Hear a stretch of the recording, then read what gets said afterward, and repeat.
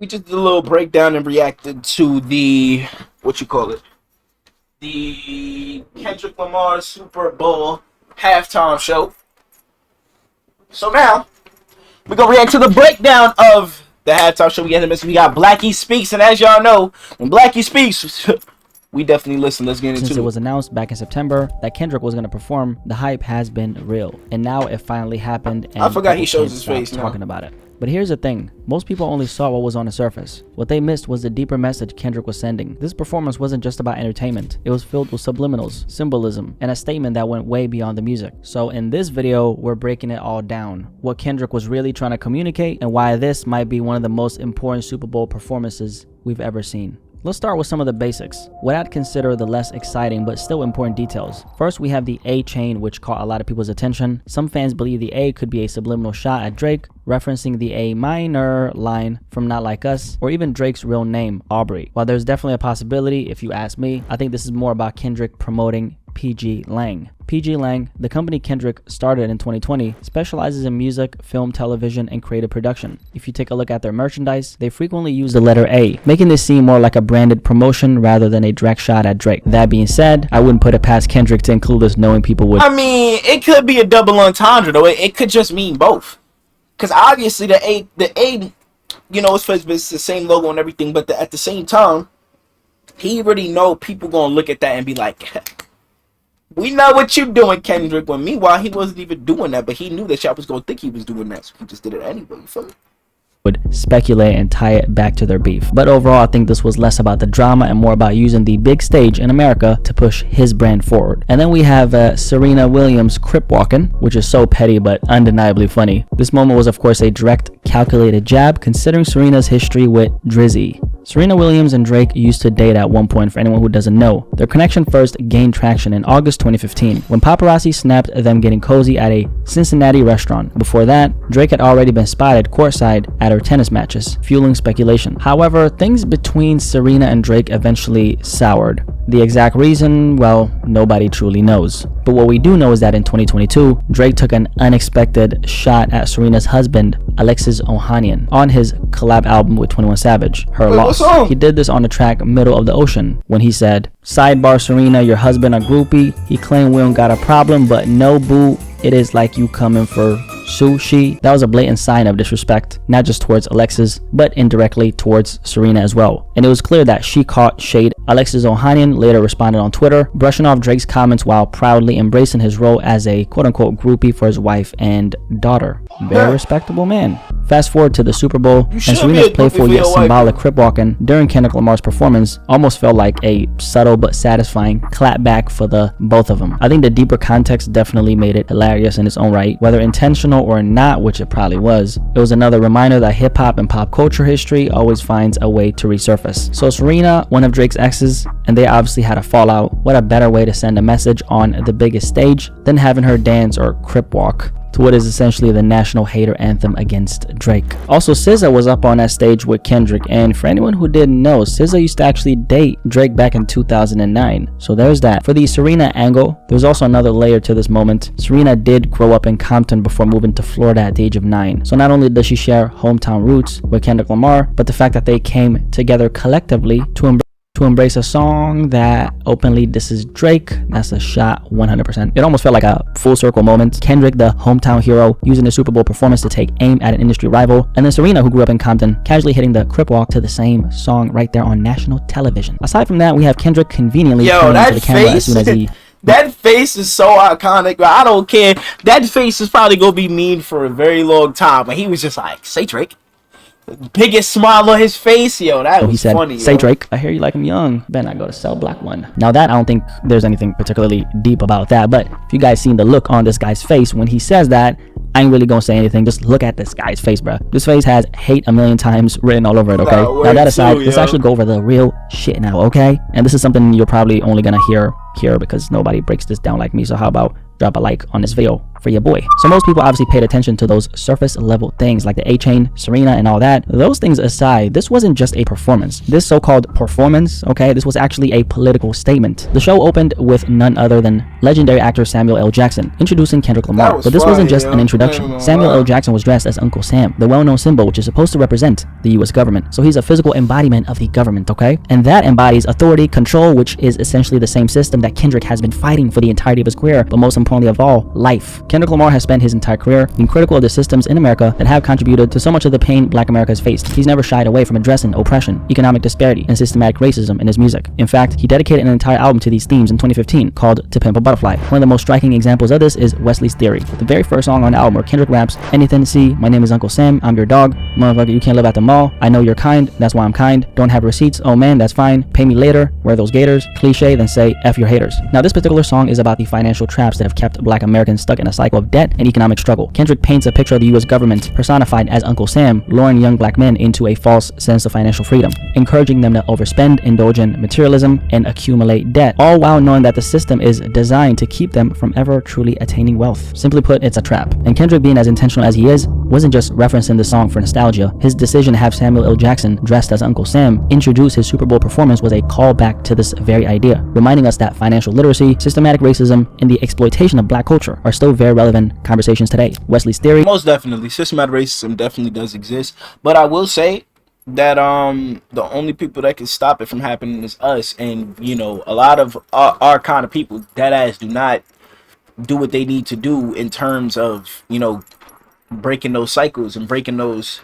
curses. You know, they kind of just stay in the same spot. You feel me? They don't put the effort in. So it's like, you know. Is a direct reference to actor Wesley Snipes, who famously went to prison for tax evasion. Kendrick used Snipes' situation as a metaphor for how the system sets up Black artists, athletes, and entertainers to fail financially. Wesley Snipes was once one of the biggest actors in Hollywood, but after failing to pay millions in taxes, the American government came down on him hard. While tax evasion is a crime regardless of who commits it, Kendrick's point is that Black celebrities are often placed in a financial Ain't trap. gonna lie, seeing him play Blade in Deadpool,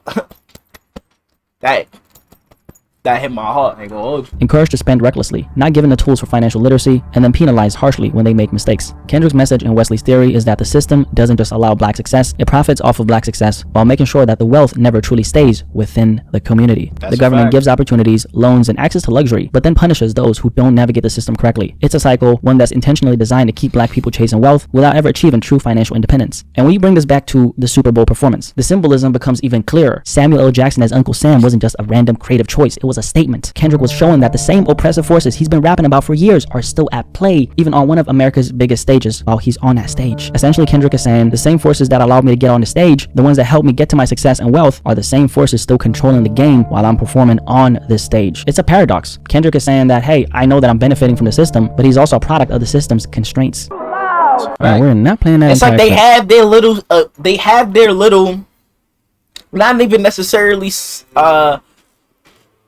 what's the fucking word? I literally just had the word, but I lost it.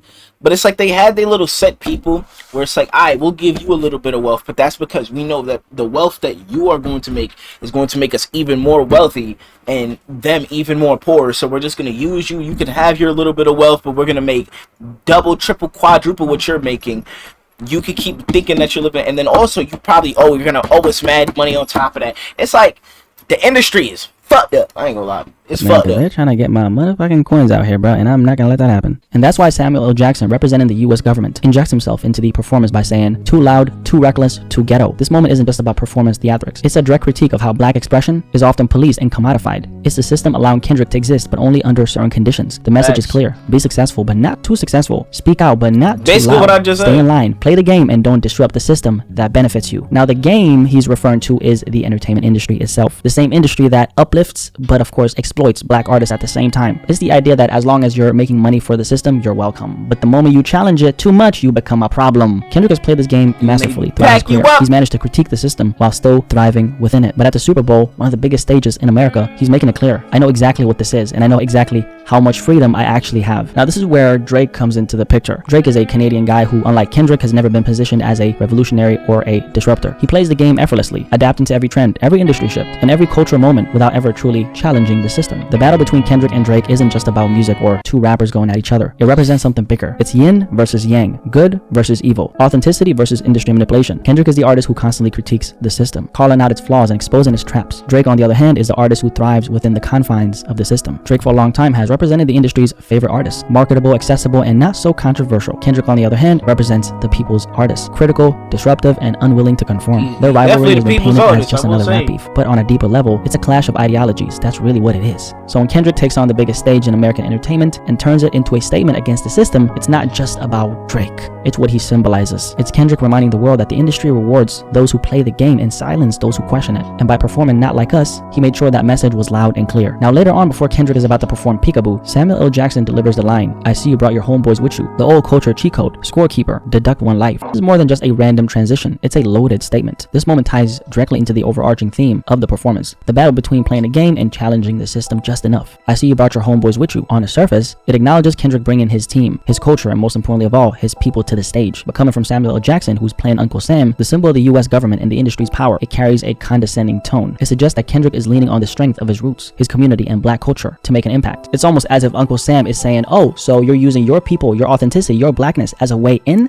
And it's funny because blackness is literally the source of everything in the entertainment industry. Music, style, culture. But when it comes to the image that the industry wants to represent, it's often watered down, controlled, or repackaged to be more digestible for mainstream audiences. Facts. Hip-hop, R&B, and black culture as a whole have shaped every major movement in music and entertainment. Yet the industry has historically treated black artists as both the foundation and the afterthought. Black artists are expected to innovate, set trends, and define culture. But when they become too outspoken or too disruptive or too unapologetically black, they're met with resistance. And this is that resistance. And that doesn't only go with the music industry too, because even look at the NFL, the NBA, certain people are looked at as divas, complacent, compliant, combative, and all types of other stuff, when like the higher ups, in terms of like the coaches, the GMs, whatever, they be doing way worse. But yet the players are the ones that gets the flag, and they're told to just shut up and dribble and all types of stuff because they want to defend themselves or speak out for themselves or whatever.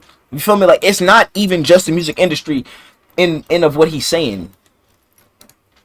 Resistance at play. When Samuel L. Jackson as Uncle Sam dismisses Kendrick's authenticity as just a cultural cheat code, it reflects how the industry uses black culture while trying to control who gets to profit from it. So this could be a subtle dig at how the industry exploits black culture, allowing artists to bring their background into the mainstream only when it benefits the system. Also, he's performing Peekaboo, so let's talk about the white outfits, okay? Because those white outfits right there is definitely more than just a fashion choice. If you follow Kendrick's career, you know that he doesn't do anything without intention. In a situation like this, there's a strong argument that this was a direct reference to the KKK and the idea of America. All the dancers dressed in white, moving in unity, while Kendrick performs a song that directly calls out Drake, who's supposed to represent the system. That visual alone is very symbolic. The Ku Klux Klan, also known as the KKK, is known for wearing white robes, representing white supremacy, oppression, and the same systematic racism Kendrick has been speaking out against his entire career. Now let's not forget that hip-hop has been calling out America from Ice Cube to Tupac, and now Kendrick is continuing that tradition on one of the biggest stages in America. This could also be a reference to Colin Kaepernick. The NFL has a complicated history with race, from how the Colin Kaepernick situation played out to the way black artists have been selectively allowed to perform on certain stages. And yet Kendrick gets up there and flips the entire thing into a critique of the system itself. It's almost like he's saying, look, I know what country this is, I know how this game is played, and I know exactly where we stand. Now, right before Kendrick is about to perform Not Like Us, Samuel L. Jackson delivers another loaded line. That's what America wants! So we're gonna have to cut that short because copyright is beating my fucking ass right now, bro. Yeah, that's what I'm talking about. That's what America wants. Nice and calm. You're almost there. Don't miss this. And before he can even finish, Kendrick cuts him off, launching straight into Not Like Us. So this moment wasn't just theatrical. Now this moment wasn't just theatrical. It was symbolic. It was the system quite literally being interrupted. Samuel L. Jackson, still playing the role of Uncle Sam, the government, the establishment, the industry, was essentially telling Kendrick, this is what we want from you. Something safe, something that doesn't challenge us. You're almost where we want you. Stay in line and don't ruin it. But Kendrick doesn't let him finish. Instead, he shuts him completely down and jumps straight into Not Like Us, arguably the most rebellious moment of the entire show. And that right there, that's the perfect representation of how America has always tried to police black voices. The government has a history of suppressing outspoken black figures, whether through censorship, blackballing, or outright violence. The entertainment industry has a habit of rewarding black artists only when they play by the rules and punish those who challenge the system. The media often tries to dictate how black artists should behave, expecting them to be nice and calm rather than unapologetic and disruptive, because when other groups of people speak up, it's seen as passion advocacy, standing up for what's right. But when black people speak up, suddenly it's labeled as aggression, a threat, or something that needs to be controlled. But Kendrick isn't here to be controlled. The second Uncle Sam tries to contain him, he breaks free by being his loud, aggressive self and does the very thing they don't want him to do. And then to top it all off, Kendrick ends his Super Bowl performance with the song TV Off, which quite literally means turn the damn TV off. Turn this TV off, turn this.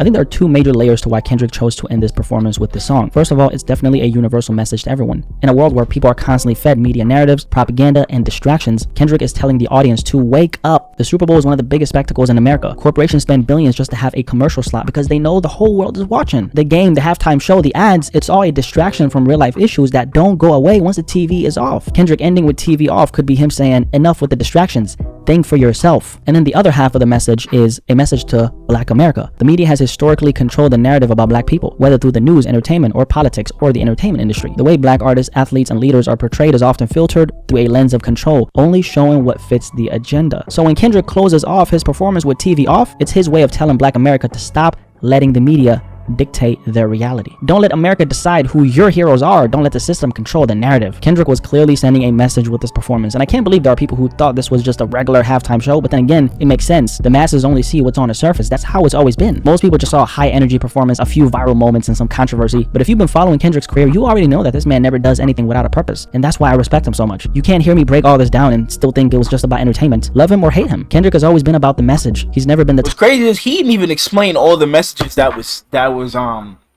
in this show. I might even watch another video on a breakdown. For the sake of it. Every time he speaks, he's saying something, and this performance was just another example of that. And this is exactly why I'm so happy he's having this moment, because we finally have an artist on the biggest stage in America who's as authentic as an artist can possibly be. From mixtape Kendrick to Super Bowl Kendrick, I've been following this guy since he first came in the game. Sounded like Lil Wayne.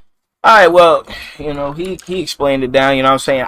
Like I said, I enjoyed the halftime show. I said this in the last video, if that last video is able to get uploaded. If not, then y'all don't know what I'm talking about, because I honestly don't think that video is going to be able to get uploaded, because it had all the Super Bowl stuff in it.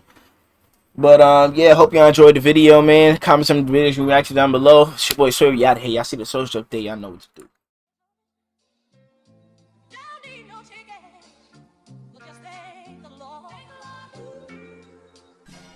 Let that shit ride, 88.